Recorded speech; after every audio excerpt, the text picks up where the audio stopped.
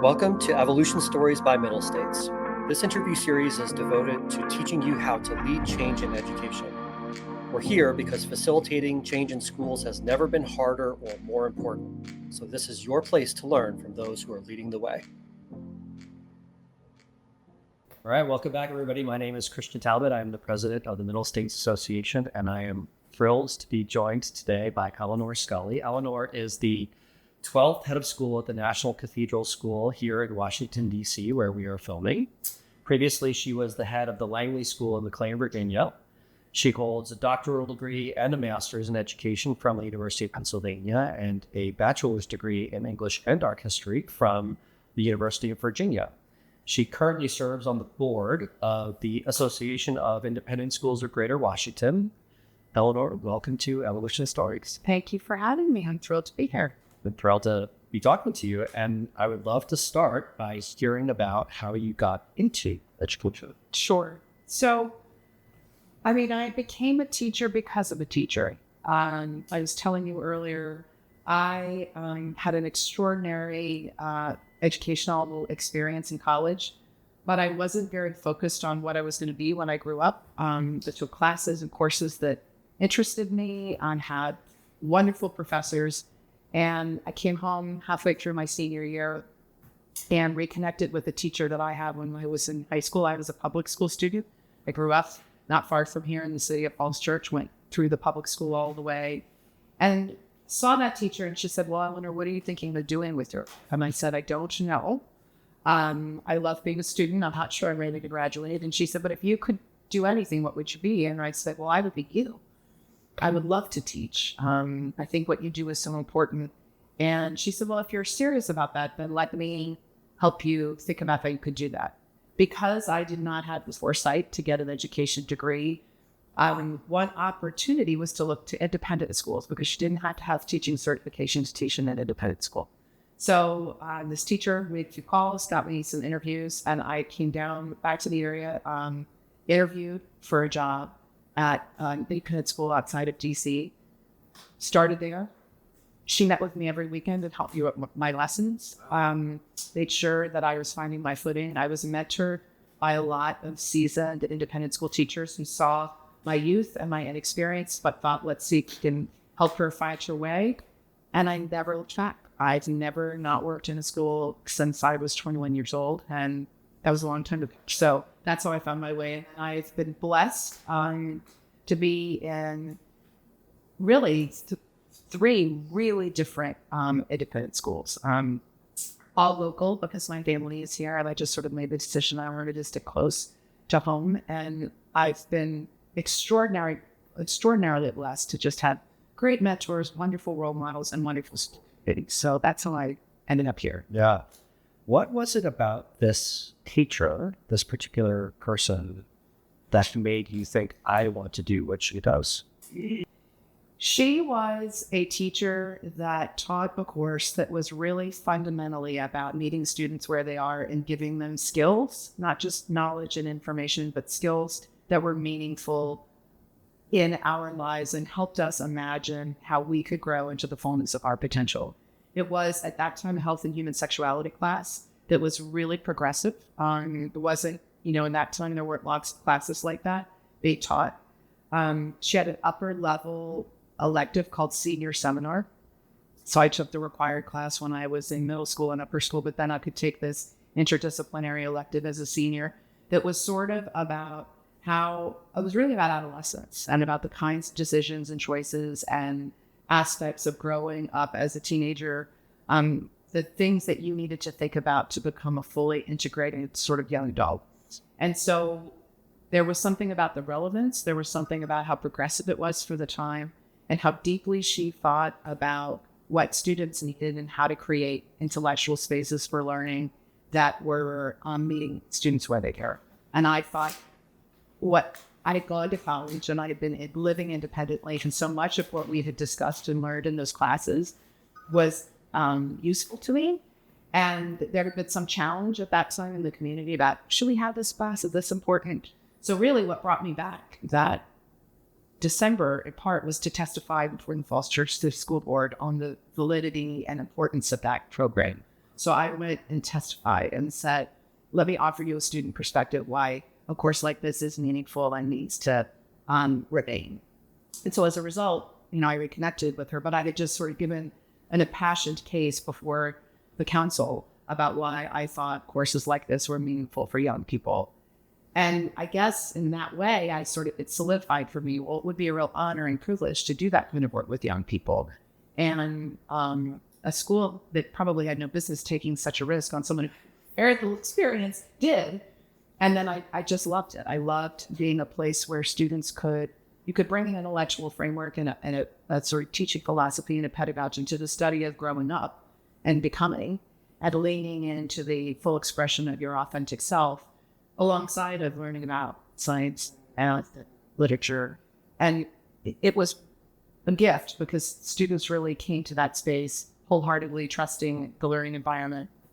And it sparked an interest for me in gender, because I started at a boys' school, then I was at a co-ed school that went through a merger. And so issues of how schools participate in construction of identity became something really interesting to me. It wasn't just that these young people were coming fully formed to school. Schools were helping them to develop healthy relationships and figure out who they wanted to be. And I was very interested in the agency of schools as participating with students and their families in sort of creating the potential of a young person. And so that just became a really rich area of inspiration for me. Sounds like you almost manifested the job. I guess I did. I didn't realize I was doing it. I mean, I think my career has been marked by a lot of luck and good fortune and a lot of generosity of spirit among educators who really invest deeply in the next generation. So I maybe manifested it, but maybe I now see myself as a leader, as someone who wants to pay that forward. Because if that teacher had to said, let me help you figure out how you might do that. And if all the teachers in those early years of my coming up, and frankly, the heads of school who invested in me as an administrator hadn't said, we'll help you get there, I probably wouldn't be there. And so there was something really neat about pulling up a next generation of educator and helping them figure out how to do good work in schools. Yeah. You used a couple of words and phrases that really stand out for me. And I'm curious if this is intentional on your part and how they may or may not fit into the way you think about the work that you're doing now at NCS. So you said a few times that this particular teacher met students where they were at. And at the same time, you described someone who was working on helping young people become integrated human beings. Use the word integrated. And you also use the word becoming, that adolescence is a period of becoming. And even in some ways, there's like a parallel to you as a young college graduate becoming this person that teacher, you would become for the next phase of your growth. And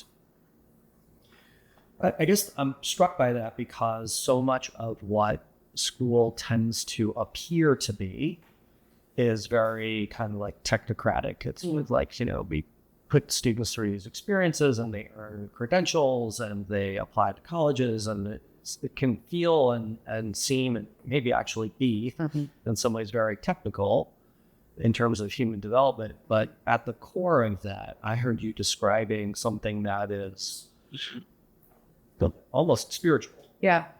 Or at least psychological. Well, it's interesting. That early experience was at an Episcopal school.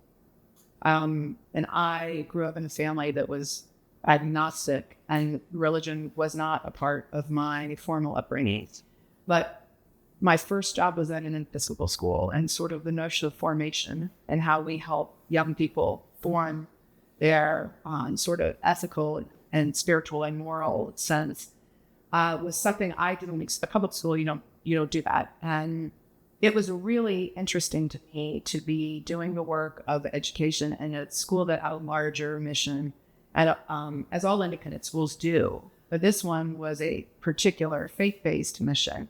And I guess what became clear to me early was that you can have a very, very rich technical education, whether that's, and hopefully more about skills than content, but that, you can develop in young people in schools mastery of certain kinds of intellectual tasks, content, and skills.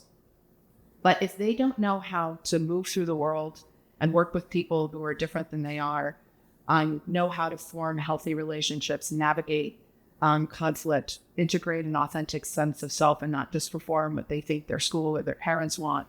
They don't know how to eat right and sleep well and make healthy decisions in their interpersonal relationships. It doesn't really matter how well prepared they are for life, college, or work if they're not whole people, authentically derived from what is unique to them and proud of that and integrated in that way. We won't have generations of young people who can go face the problems of the world and do something meaningful if they don't have that in abundance. And we often refer to those as soft skills or sort of the third rail of curriculum. And I actually don't think of them as soft. I think of them as being essential. And I see them as twin sides of the coin. You know, your intellectual life and your intellectual capacity is only as deep and as rich as your interpersonal ability to move through the world respectfully and healthily. And I guess that's what I learned from Mary Tatum in my high school, was that I was doing all this other work, but there was an educator who said it's as important how you think about how you fill your life with meaningful, rich relationships that are nurturing and respectful of who you are and who you're becoming. And she validated that. And she was an intellectual, and she brought critical thinking and all the things that I was seeing in other parts of the curriculum to that experience. And it was a gift. And so when I entered teaching, I realized that if I could lift up that other part, and I was surrounded by colleagues who were doing remarkable things in the traditional sort of 5 core disciplines, then we would give our graduates a leg up when they landed in a college campus or took a gap year to go do something interesting. They could show up and be confident, well-integrated, authentic, and good people. And that part of the educational experience was really valuable and not always celebrated in the same way. And I think in a church school environment, especially Episcopal schools that like to marry an intellectual tradition, as do the Jesuits, you and I were talking a little bit about some of your early background, where it's I call a thinky religious tradition. It's not just dogmatic, here's scripture, and, take it in. And then, and so I loved the way that the Episcopal faith called these big questions, asked you to interrogate things, not just sort of accept them. And when I created classroom spaces where students did that, it was fun. Christian, it was just fun to be doing that work. And I saw the benefits in the kind of human beings that we were graduating, who were leaving our school to go into the world. I felt confident that they would show up in other places and sort of add value to the circumstances they found themselves in. So all of what you said is right. That sort of becoming, that notion of forming, of thinking deeply about how am I going to live my authentic self, but make room for yours and work with you. All of those things were deeply exciting to me as an educator. And I think they've become more important in some ways, Well, it's a great segue because I'm really curious to know, as you moved from classroom teacher to school leader in a formal way, what was an experience you had where you were trying to facilitate change, maybe not between and among the students, but at the organizational level that may not have worked out the way you wanted to? So I think every leader has moments where they want desperately to advance something in the institution that they care deeply about, and they maybe lose sight of various things in order to sort of push toward that goal. And I think a lot in my own trajectory, the times where I probably stumbled the most are where I get pretty focused on what I think the school needs or where we need to go. And I lose sight of the contextual variables that facilitate change best. And I sort of move passionately toward that goal. And what I'm thinking about is a moment when I was an early leader back at NCS. I've had 2 tranches of time there, but I was the upper school head there before I left and ran the Langley School. And we were really trying to move a curricular process forward where we examined our schedule and were we using time to the greatest effect for students.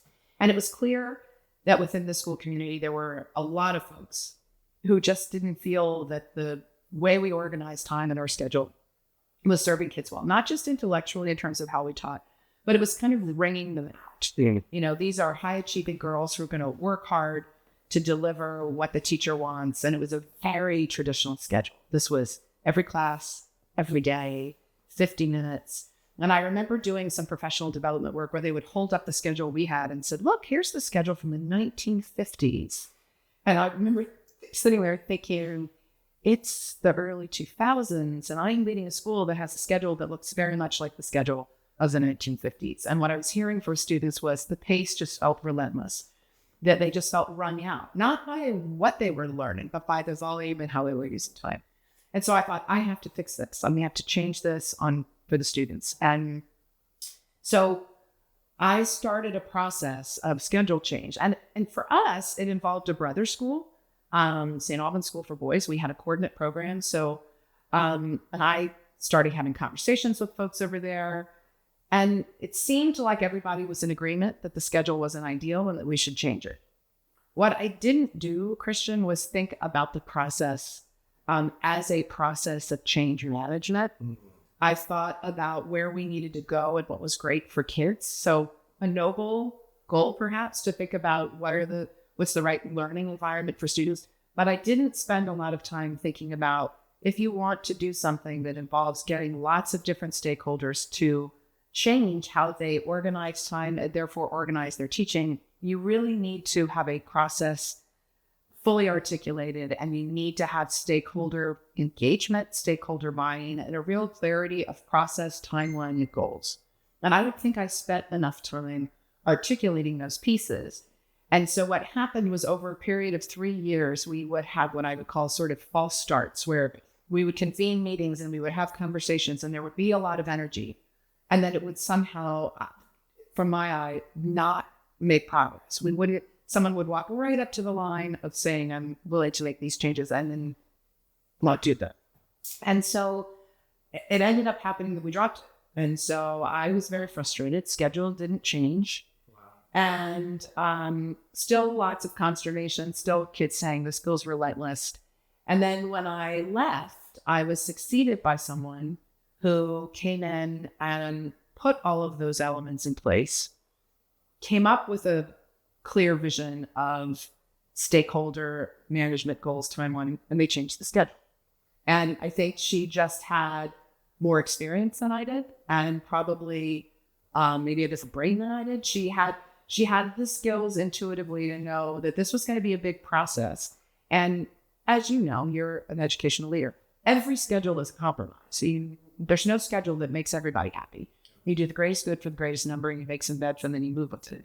I don't think I had grappled with all of that sort of at a fundamental granular level, that to ask people to do big changes in school, you have to recognize what are the cost benefits and what is it going to feel like for people. And you have to be really clear about what decisions are theirs, where they're getting input, what kind of decision-making framework you're using. And I just thought we could wade into this, and we would all sort of our love of students and our commitment to student learning would carry the day. But that's not how change actually happens when it's lasting. Right. And so there were, it was disappointing, but probably a great learning experience for me, because then when I tackled other forms of change, certainly that involved teachers at the center, I had a different sensibility about how to set it up, frame it, do the research, and then plan for it. Yeah. Well, I've had a similar experience with the schedule and trying to change the schedule. I think I'm curious to hear, Elinor, though, like in that 3-year period, and that's remarkable to stick with it for 3 years and then to let it go. Do you think it was for you, like the focus fact that you were so focused on the outcome, which, as you said, noble, worthy, ideal in some ways, or at least aspirational, and therefore the periphery kind of got blurred? Yeah. Or was it more like you were still kind of a newish leader and you just didn't have a model in your head for how these kinds of things happen? Because because those are two very, and maybe there's a third or fourth, or fifth reason why, but I'm curious. Those are two very different reasons for something to go wrong. I mean, I think it's largely the latter, in the sense that I was still very idealistic. I think there have been a lot of moments in my career where I think I have been idealistic about if we just put kids at the center of our thinking, the rest should fall into place. And that may emanate from the kind of course that I taught as a young person. I wasn't teaching to an AP test I was designing a course that was all about student experience. So I think I just naively thought in the beginning of my career, like when we make decisions that are about what's right for kids, we will be fine. And everybody will see the wisdom of that. And that's a shared core value. And so we'll just, we'll be messy and then, we might not all agree, but we'll get to the finish line because student learning is everybody's at core, why we're all here and why we just do what we do. And that made me true at a macro level. But when you start asking teachers to rethink how they do things, it triggers oftentimes feelings of insecurity and fear. And my identity is I'm the best history teacher, or I'm really good at math. And what you're asking me to do unsettles my belief that I can do that really well. And fear is often what's behind resistance. And fear of change is often about, will I be able to do this well at the level that I know and still be successful? I don't think I tapped into that at all as a young leader. I thought, well, this is good for kids and we'll just figure that out because we're smart people. There's a lot of presumption of goodwill in this faculty. We'll just get there together. I underestimated entirely how change can feel to someone who's being asked to do something that stretches them outside of their comfort zone.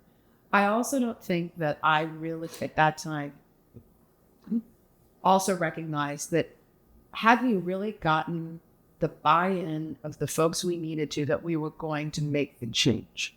I think we had that, but I don't know that I explicitly said, we've committed to a process wherein we're going to change the schedule, and by such and such a time or date, we will have a new schedule. So I think for some, it was a theoretical exploration without a deliverable or commitment that this was going to be what we were going to do. And so I was sort of the visual I had was me pedaling really fast on this bike that we got it. And not everybody had the same sense of urgency, the same sense that this was a clear commitment, that we were going to see this through to conclusion, and that the resistance that I was meeting with was fear and anxiety. I hadn't probably articulated, for example, all the professional development we could offer folks if changing the nature of our use of time meant they had to change their pedagogy. All of the things that would have brought people more readily to the table. And I hadn't articulated that we would probably land with something that would be better and do the greatest good for the greatest number, but not be everybody's perfect choice. Mm-hmm. Now I knew all that, but I think in my sort of early days of my career, I was such a purist about this is good for learning or this is good for children, so we should just do it. And that's maybe what happens when you become a better leader, is you learn to think about sort of macro systems of change and change management. You think of pockets of resistance and why people resist change. You get commitments early on to the idea that you're going to move and change. All of those pieces were sort of there loosely, but not today. It's so funny hearing you talk about this commitment to doing what's right for students. Even now, even at my age and 30 years in this work, almost, like I'm still leaping at. They're like, yes, that's right. That's the thing. We should be doing that. And I remember when I was ahead the first time, it was not about the schedule change. It was about one of the other things I was trying to pull off. And one of the board members said to me, it was a very wise education leader. And he said, what you're trying to do is the right thing. And at the same time, what you're trying to do is going to create imposter syndrome in a significant number of faculty. And he said, you cannot underestimate the power of imposter syndrome to sabotage a project. So wise. I mean, it's so true. Yeah. And I just assumed, just like you just said, that everybody was sort of intact in their beliefs that were great teachers. And so this was just going to be, we would just pivot to a new way of doing it. And it definitely did exactly what you're describing. It triggered this feeling of, I'm not worthy, I can't do this. This is not good. Yeah.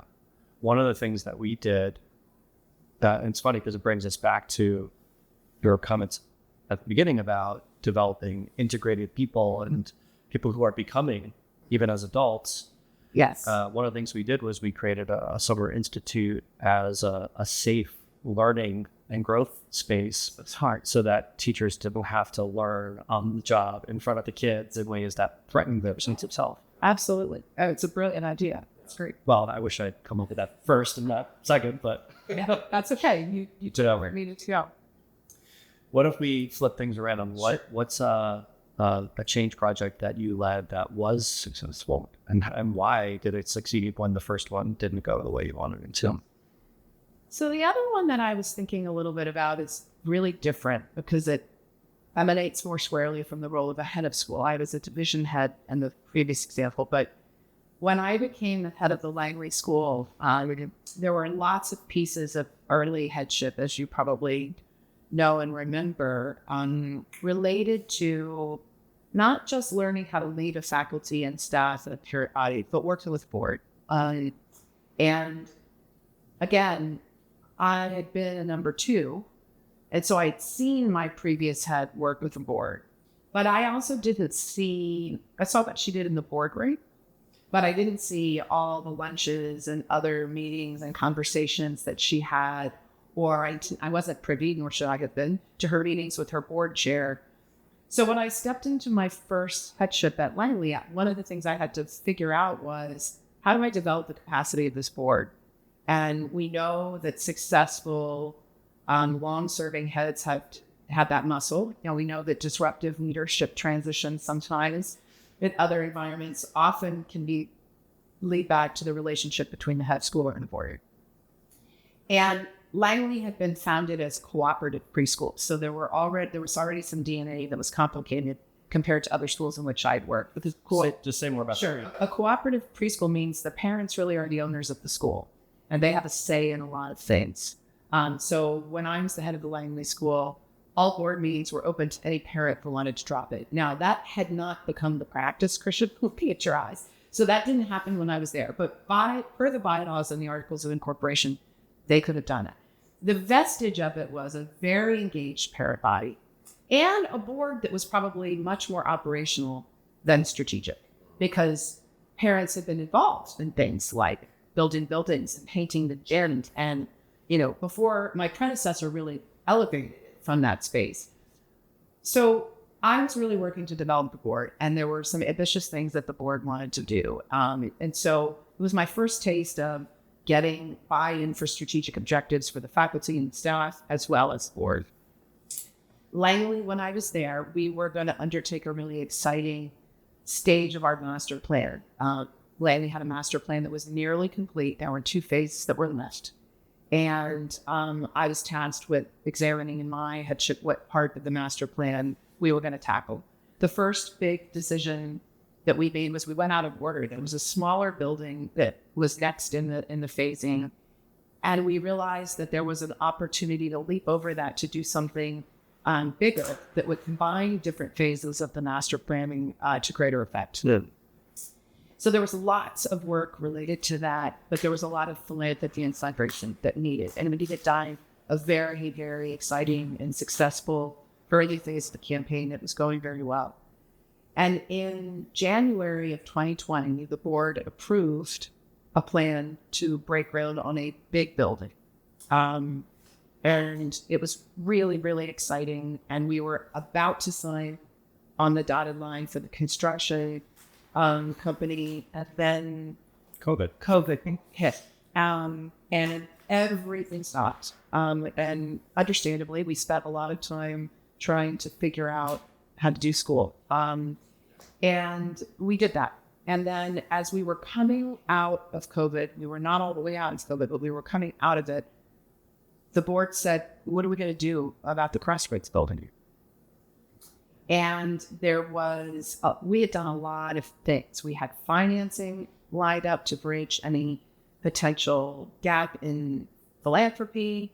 We didn't fundraise in COVID. It wasn't the time to be going out and saying, hey, how do you feel about doing an endowment in the building where we were trying to, get masks and detoxify and all those things. But as we were coming out of it, the board said, we really need to decide what to do. And I guess the leadership moment for me, Christian, that was so hard was we had a lot of things in place. And it was not necessarily entirely clear whether the community was ready to embark upon a construction project. We had just been displaced, right? We had moved people around. We were distancing, and then in order to do this project, we had to tear down part of the building and move everybody around again. Oh. And we did not know what was going on with construction prices. Things had paused in COVID. But we didn't know what was going to happen afterwards. And we didn't know how families would feel about all of this kind of change. And I remember having several board conversations where the board finally just sort of looked at me and said, what do you think we should do? Because I'd done a lot of work on altitude and lanes, and I'd asked for their opinions. It was a divided vote. Some board members thought we should do it. Others thought we should wait. And I remember sitting with my board chair and saying, we have to make this decision. And it's not entirely clear what the path is. And he was a very accomplished entrepreneur and business person, so not an educator. And he said, Elinor, there are times where leaders have to make decisions. What I keep hearing you saying is if you just had a little more data, or if you could see a little further into the future, it would make this decision easier. You're not going to get that data. It's not forthcoming. And this is one of those moments as a leader where you have to make a decision with the information that you have. And it's imperfect. And you have to have a process and have thought deeply about all of these pieces. But now you're at that moment where you have to make a decision based on the information that you have.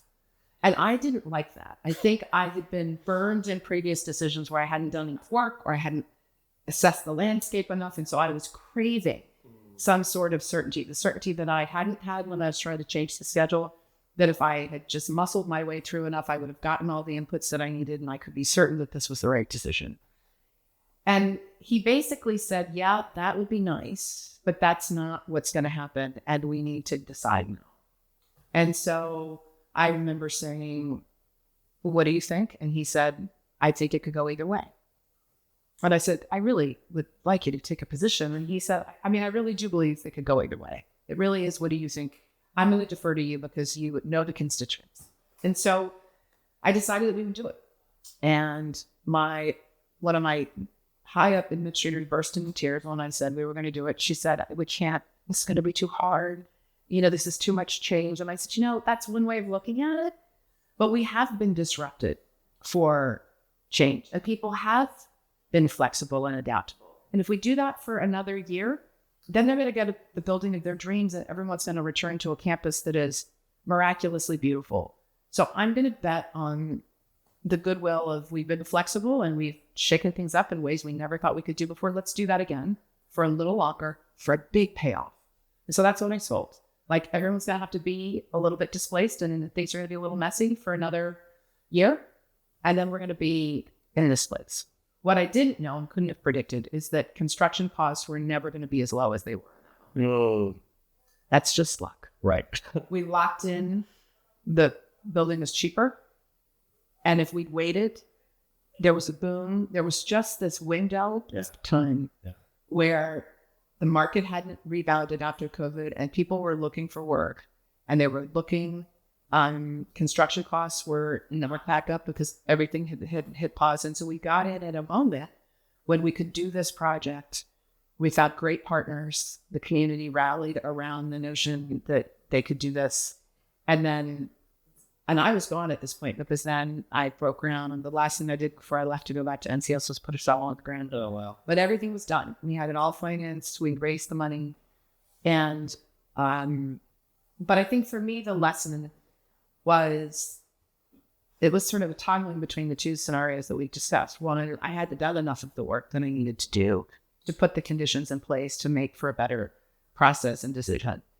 And even when you do that sometimes, there are moments where leadership requires you to step into the breach and say, based on this, I'm going to do this, and it may work or it may not. Now, I was not hanging out there by myself. The board had walked as far as they could walk with me.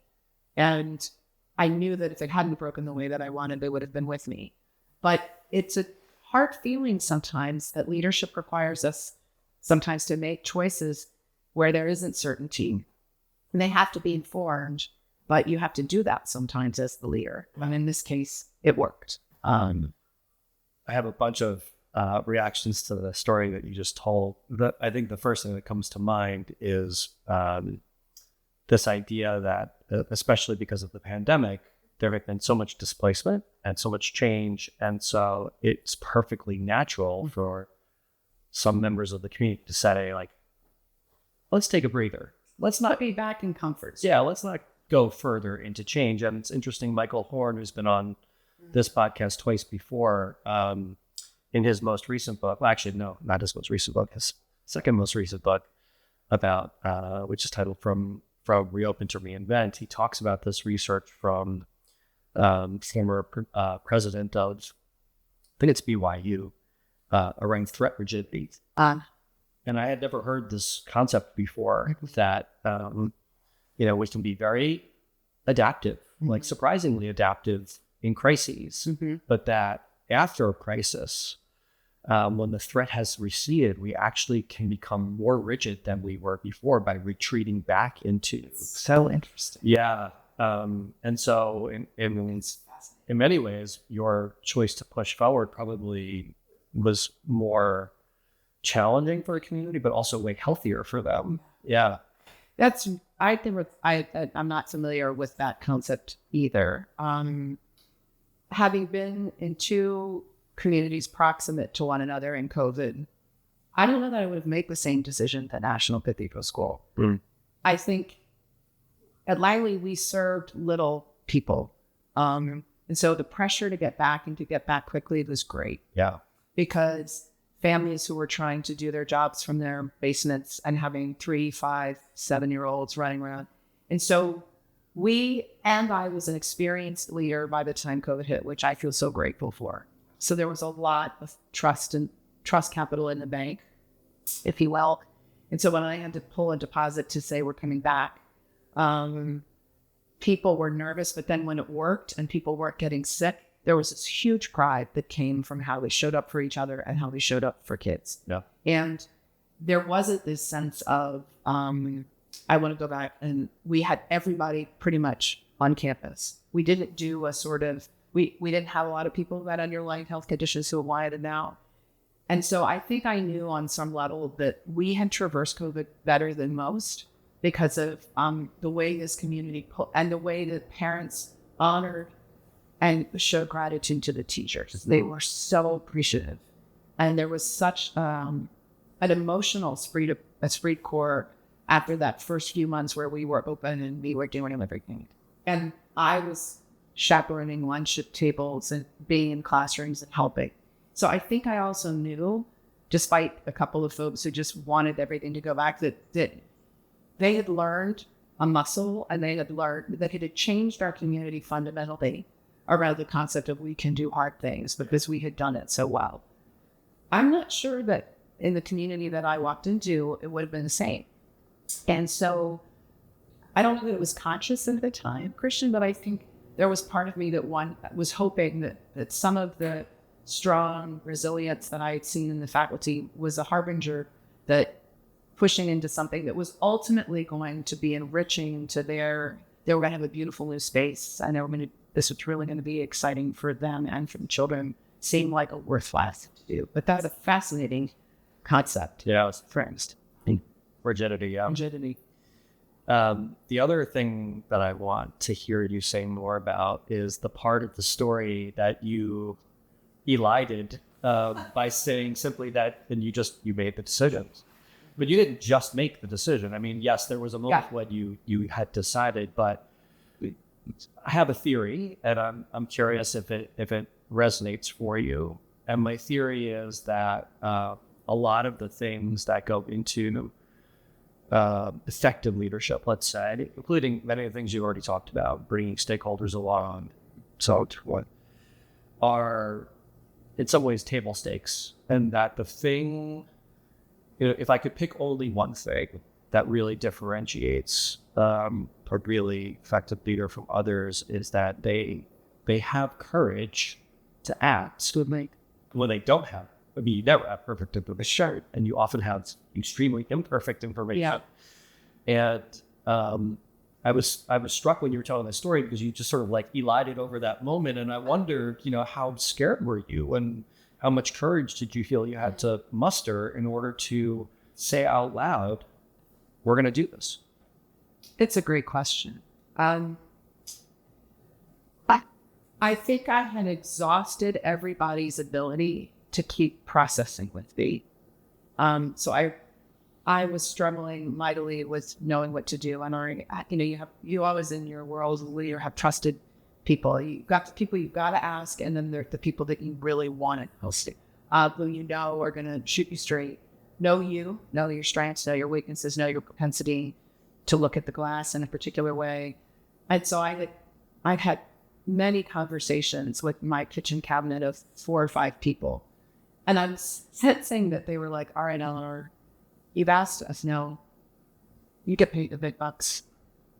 You need to do this. And I became aware that it was starting to be too much to it wasn't going to be good for the institution or for the people that I was leading to see me perseverate. And there's a downside cost to inaction. Yes. And, we've all worked for leaders who make decisions quickly, and we think, oh, wow, slow down. And we've also worked with leaders who struggle mightily with making decisions. And I want to be the Goldilocks one, right? I want to be the one that's doing enough due diligence and enough thinking, but isn't perseverating and isn't afraid. And so I think there was a moment in that elision moment that you're alluding to, where I guess what I should have said is, I think I realized now is the moment to make this decision. You're being you, and it's yours to make. You people, you've gotten advice, and people have been generous with their time, but you've done a lot of work, and now you've got to, do it, Scully. Go figure out what you should do. Now I was scared, but then I think I said to myself, I'm not doing this hastily at a rash way. And I've asked my folks around me, if there are enough people who think this is the right thing to do, they're behind me. And so if I make this decision and it's the wrong one, it's not going to be the end of my career, nor is it going to be the end of anything for Langley. Yeah. And so, but I think I was aware that there was a cost institutionally to having a leader get stuck and perseverate in a way that would actually start to undermine the momentum that I think I had built by respectfully engaging people in my thinking. And if I flopped around too long, they were going to start to lose their confidence. Say it was the way right now. When you look back at the scheduling situation, you said something really interesting. You said that you had not made it explicit to the community that there would be a decision. Yeah. And something was going to happen. Mm-hmm. When you look back on the absence of that element, is it possible that maybe even without realizing it, you were avoiding putting yourself into a situation where you were going to have to leap without knowing whether there was a bet there? And so, but there's there's no decision. Yeah. I think there is a version of that. It's not quite that. I think that in that example, we had to do it with our brothers. And I think I was afraid to push to that moment of leaping, because they also had the ability to say, you're not to go along. And that would have triggered a dynamic that would have been really challenging. Sure. There would have been a narrative that we weren't able to make this change because of them. And that might have been partially true, but our house wasn't totally in order either.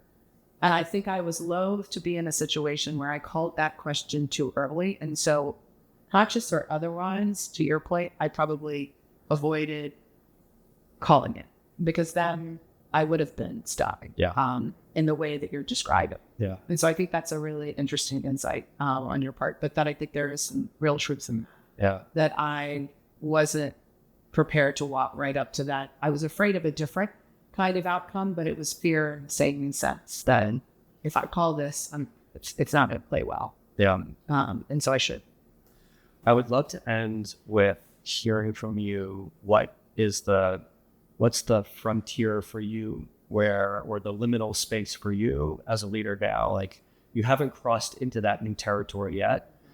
You either know or intuit that for you to become the next version of yourself as a leader, you'll have to move into that space, or maybe you're already starting to traverse it, but only in some incipient or initial way. That's a great question. I think that post-COVID, what I want to understand better as a leader, and I want to read about this, but I also want to provoke conversation within my own institution and among other institutional leaders, is how much does culture, faculty culture, become the linchpin of every major change within an educational institution? Mm-hmm. And what is the leader's obligation to foster culture and deepen it and develop it and steward it? And what is the leader's role in naming parts of culture that aren't working in a more direct way? And I'm really interested in how leaders deal with them. And I think the field of education feels different than it did. I've been in it, as we've discussed, for a very long time. And in the early part of my career, I think educators were held in higher esteem culturally. The profession, we've never paid teachers well, ever. But that's been a problem historically, and we should work on that. But I feel like now, after it, I just worry a lot about my obligation to lead from within the environment I'm in and both be a promoter of it, a promoter of the culture and a developer of the culture, but also someone who holds culture accountable. And that's a tension that I haven't figured out for myself. I think that's where I need to go as a leader. I think I really need to understand what motivates, and because I'm still the educator I was in the beginning, where it has to be about the kids. Every decision we make needs to be about children. But I am finding the needs of faculty and the questions on faculty members' minds and the way faculty members approach their work has changed a lot. And if I'm going to be an effective leader in the next chapter of my professional life, I really need to get skilled at that. I don't know if that makes sense, but yeah, no, it makes total sense, and it's making me realize that we need to bring you back to the podcast to talk about this again, because that is a very deep subject and one that I think a lot of other viewers are probably think about as well. Wow, we'll see. I mean, if you have ideas and people that you think are doing good work in there, I'd love to learn about it. I think it's an area of growth for me. I think if I could do a degree again, instead of going in education, I would do a degree in organizational psychology. I did what I thought I should do, and I don't have any regrets. I had a great, but I think more and more when you get to this stage of your career, understanding those deep sort of fundamental tectonic dynamics of change and systems and organizations is what head of school means to be really skilled at, because they're to be effective. Could not agree more. So this has been fun. Yeah, thanks so much. Thank you for having me. It's been a real privilege to talk with you.